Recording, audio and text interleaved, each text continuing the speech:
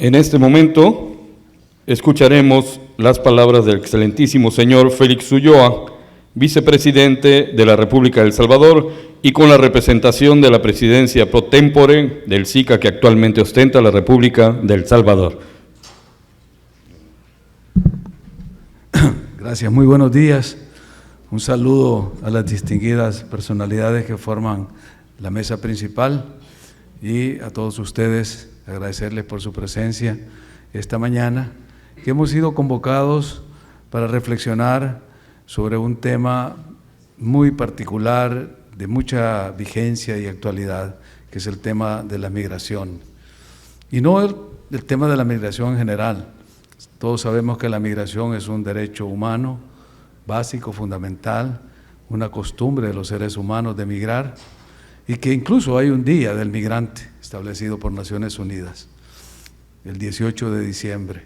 De hecho, en un 18 de diciembre, el antiguo secretario general de Naciones Unidas, don Ban Ki-moon, señalaba que hay más de 250 millones de seres humanos que viven o trabajan en países que no son sus países de origen. O sea, pues que la migración no solo es un fenómeno inherente a nuestra especie, sino que además es un derecho consignado, consagrado y tutelado por el Sistema Internacional de Protección de Derechos Humanos. Entonces, de lo que vamos a reflexionar esta mañana se trata de un fenómeno de la migración forzada, la migración irregular y todo lo que conlleva este fenómeno que se ha acelerado últimamente en distintas partes del globo. Leemos las noticias de las pateras que cruzan el Estrecho de Gibraltar, las penurias que pasan las naciones subsaharianas para llegar a Europa, desde el lado de Europa del Este, las migraciones, en fin, es un fenómeno planetario. Pero a nosotros nos ha tocado vivirlo directamente en esta región del mundo y se ha focalizado prácticamente en lo que se llama el Triángulo Norte de Centroamérica. ¿Por qué? Porque el destino de la migración forzada de estas tres naciones, Honduras, El Salvador y Guatemala, es llegar a la frontera de los Estados Unidos. Y ahí es donde México entra a jugar un papel importante, que como todos sabemos, también México ha sido un país de migrantes, hay más de 10 millones de mexicanos que han migrado hacia los Estados Unidos. En general, el fenómeno en épocas pretéritas se vio como parte de ese reacomodo entre las economías deficitarias de nuestros países y las bondades que presentaba una nación próspera como los Estados Unidos. Por lo tanto, era casi legítimo que muchos migrantes buscaran ese futuro en la gran nación del norte, esperando compensar las deficiencias de nuestros modelos económicos. Últimamente, el fenómeno se ha agravado por otras razones. El tráfico humano se incrementó. Este negocio del tráfico de personas representa, según cálculos conservadores que salían publicados en New York Times hace un par de años, más de 2.000 billones de dólares al año. Es decir, era casi mucho más rentable que el narcotráfico o el tráfico de drogas.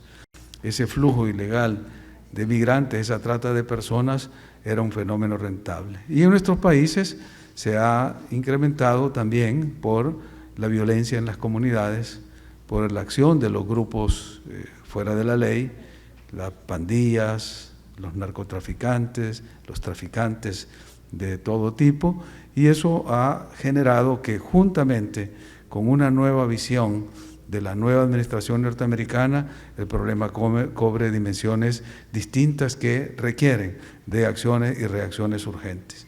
Y ahí es donde yo creo que en las reflexiones de esta mañana, que no vienen a ser una lluvia de ideas, porque tenemos un documento base de discusión, tenemos una hoja de ruta, tenemos un marco conceptual en el cual vamos a debatir y vamos a reflexionar, pretenderá encontrar los mecanismos de desarrollo de las ideas matrices que están planteadas en el documento de desarrollo integral, que con toda propiedad, con toda calificación, con todo profesionalismo, preparó la CEPAL, y que fueron asumidos por el Gobierno de México, lo cual merece un agradecimiento especial de nuestras naciones por haber México tomado el guante de asumir conjuntamente y en colaboración con nuestros países la implementación de este programa.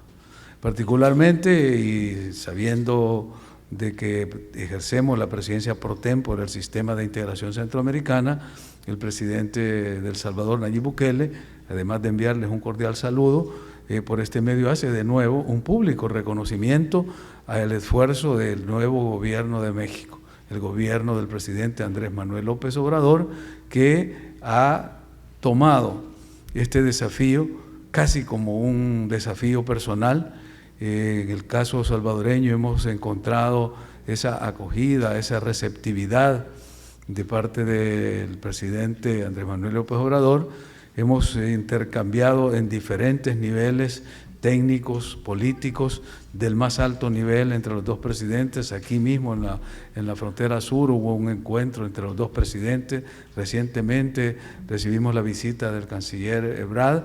Por lo tanto, esta dinámica de los encuentros y los diálogos al más alto nivel no es el problema, porque están totalmente agilizadas estas conversaciones y las tomas de decisiones no tienen ninguna duda. El tema entonces será encontrar los mecanismos técnicos apropiados para implementar estas ideas planteadas en el documento.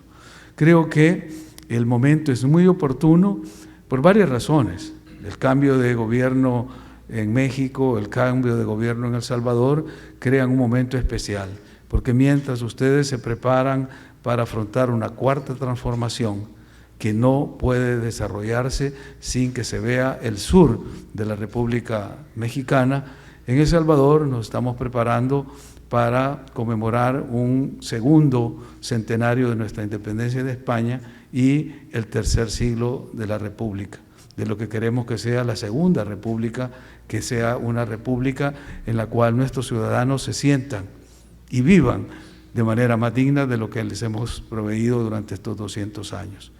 No vamos a ocultar, lo decía la colega que precedió en la palabra, que el fenómeno de las migraciones no es una situación espontánea, ni nace por generación espontánea.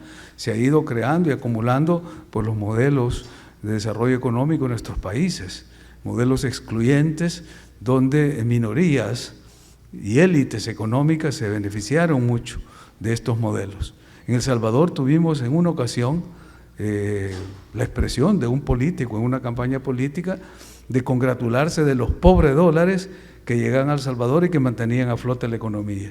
Es decir, a este nivel de cinismo hemos tenido que enfrentar en las élites que han conducido nuestro país.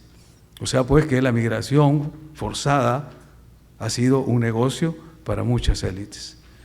Datos conservadores nos indican que en los 30, 40 años desde que empezó el flujo migratorio consistente en nuestro país, han llegado más de 90.000 millones de dólares. Y si ustedes ven dónde se invirtió ese flujo de dinero, ese flujo de divisas que llegó al país, no lo vemos. Antes de dolarizarnos en El Salvador, la moneda nacional era el colón. Y un economista decía que el dólar, cuando llegaba a El Salvador por las remesas, no estaba en el sistema financiero y en el sistema económico más de 24 horas, porque llegaban los dólares de las remesas, se le pagaba colones a las personas y esos dólares salían de regreso. O sea, pues que fue un modelo planificado de mala inversión para las poblaciones de todo ese capital fresco que llegaba a inyectarse a las economías, pero que fue muy rentable para las élites que lo captaban y que lo sabían utilizar en provecho propio. Estos son realidades que no podemos ocultar y que no podemos soslayar al momento de entrar a ver con visión crítica y proactiva lo que se está planteando, porque hablamos de un desarrollo integral, o sea, estamos hablando del futuro. Y si hacemos referencia a estos hechos del pasado, que no es un pasado muy lejano, es un pasado muy próximo, es para poder ver con esa visión de futuro cuál es el futuro del país, de los países nuestros, de la región, porque también se ha dicho en este podio, nos vemos como una sola región. No podemos aislarlos, y las fronteras, como decía alguien, no son fronteras que van a poner muros para evitar ese flujo de personas. Por altos que sean los muros, se escalan, se socavan y al final no detienen la migración. El concepto es crear las condiciones de desarrollo para que la gente pueda vivir y trabajar en paz y en armonía y se quede en sus comunidades. Nuestra gente no emigra porque quiere emigrar. Nuestra gente ha estado emigrando, como dice nuestro presidente Bukele, porque se ha visto obligada a emigrar. Por mucho tiempo se pensó también justificar el fenómeno. Y se hablaba de que la migración forzada obedecía a un fenómeno multicausal, que la nostalgia de la reunión familiar motivaba a que se hubiese este flujo migratorio. Pero ahora nosotros lo hemos querido afrontar directamente. Y en los últimos días, tanto en las reuniones con las autoridades mexicanas, como en la última visita que hizo el secretario de Estado Pompeo a nuestro país, nuestro presidente aceptó ese mea culpa diciendo: nosotros somos los responsables de esta migración forzada. Y esa imagen que recorrió el mundo del migrante salvadoreño con una niña en su espalda, ahogado en el Río Grande, pesa sobre nuestras conciencias. Entonces no podemos tratar ni de esconder la basura bajo la alfombra, ni de buscar responsables más allá de nuestras propias responsabilidades. Y con esa visión, con esa responsabilidad, es que traigo este mensaje ahora, primero de agradecimiento a todos ustedes.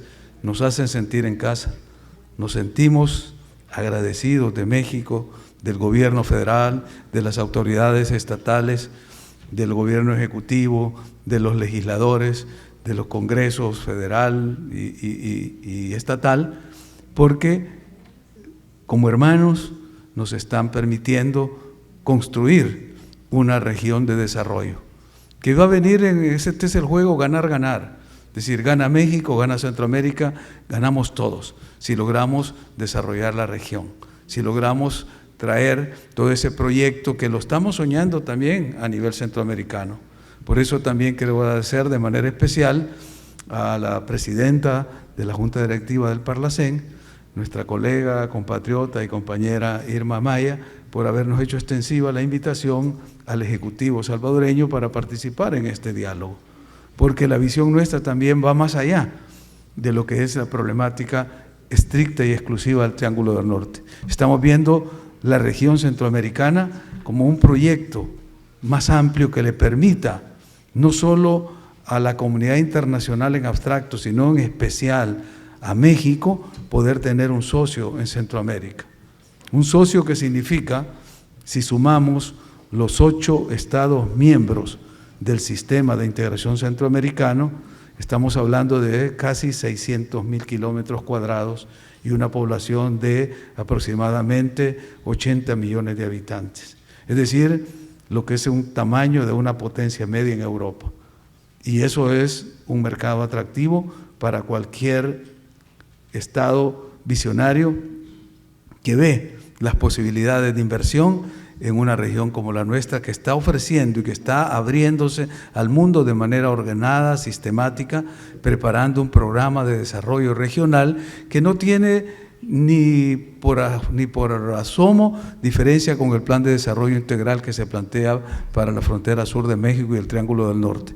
Hay parámetros similares, hemos estado estudiando las dos propuestas y vemos que hay una coincidencia, porque se ve la región, se ve el tema del gasoducto, se ve el tema de la interconexión eléctrica, se ve la posibilidad de desarrollar infraestructuras que van, como se mencionaba aquí, en aquella concepción del Plan Puebla-Panamá, y que ahora se reconoce como el proyecto de Mesoamérica, o el mecanismo de Mesoamérica, que ya incluye desde México hasta Colombia. O sea, pues que si vemos con esa visión de futuro, las posibilidades son prometedoras.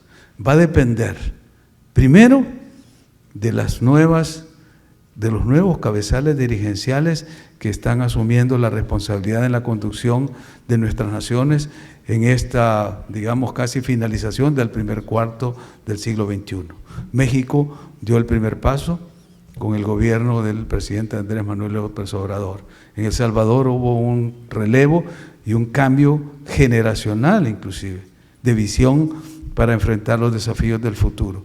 Y si vamos viendo todas las posibilidades que se van a abrir en el país y en la región, las posibilidades para incrementar, potenciar este desarrollo económico y social va a tener como consecuencia inmediata de tener ese flujo de migrantes forzados que salen de los países no porque quieren irse, sino porque no tienen las oportunidades para trabajar, para estudiar, oportunidades de empleo, de desarrollo integral en nuestros países. Así que eso es lo que se les ofrece a México, a Centroamérica, y las propuestas que están haciendo desde los organismos que están pensando el sistema de la integración. Y hay que hacer énfasis en que la responsabilidad de los dirigentes políticos en nuestros países, los 8 países de la integración, México por su parte, descansa en esa visión que tengan las clases políticas, los sectores políticos, los partidos políticos, las sociedades civiles de nuestros países. Es tiempo ya de empezar a ver con ese sueño del tercer siglo de nuestras repúblicas hermanas, todas con el mismo origen, la misma lengua, prácticamente la misma raza, con valores similares, que nos debería permitir crear esos espacios. Si lo lograron los europeos en menos de 50 años, desde el Convenio del Carbón y el Acero, la CECA de 1951, hasta el Tratado de Lisboa de 2009, donde consolidaron su Unión Europea con las diferentes razas, lenguas, religiones que tienen o tenían los 27 países originales de la Unión, ¿por qué no lo podemos lograr nosotros que tenemos elementos comunes y que tenemos mucho más en común, mucho más puntos de coincidencia que de diferencia? Entonces la responsabilidad queda en nosotros. Y no hay mejor lugar para decirlo que en un foro como este, porque más que ser una reunión técnica de funcionarios, tecnócratas, de técnicos, de formuladores, de planes de acción, aquí hay políticos, hay legisladores, hay personas que tienen esa capacidad de soñar, de ver más allá, de ver ese horizonte futuro, porque esa es la responsabilidad del líder político, ver hacia el horizonte, tener esa visión de largo alcance. Y la de los técnicos será ir elaborando y haciendo, concretando esos sueños. Por eso es que termino esta intervención volviendo al inicio, convocados para hablar de una propuesta de desarrollo integral que ha sido preparada técnicamente por el organismo que históricamente ha sido casi, para llamarlo de una manera, la Secretaría Ejecutiva de la Integración Centroamericana, como es la CEPAL. La CEPAL nos acompañó desde los años 50 hasta la fecha en Centroamérica, formulando todas las políticas de la integración.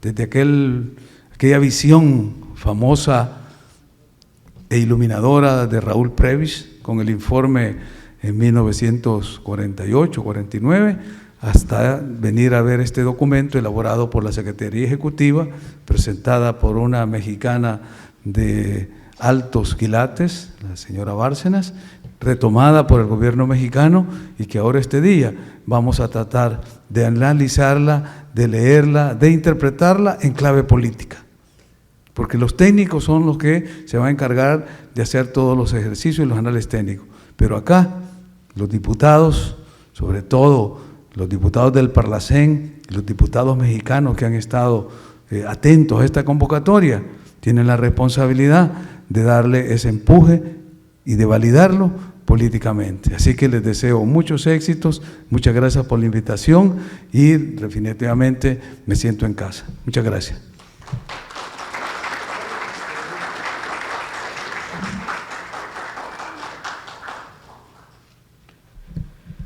Muchas gracias al excelentísimo señor Félix Ulloa, vicepresidente de la República de El Salvador.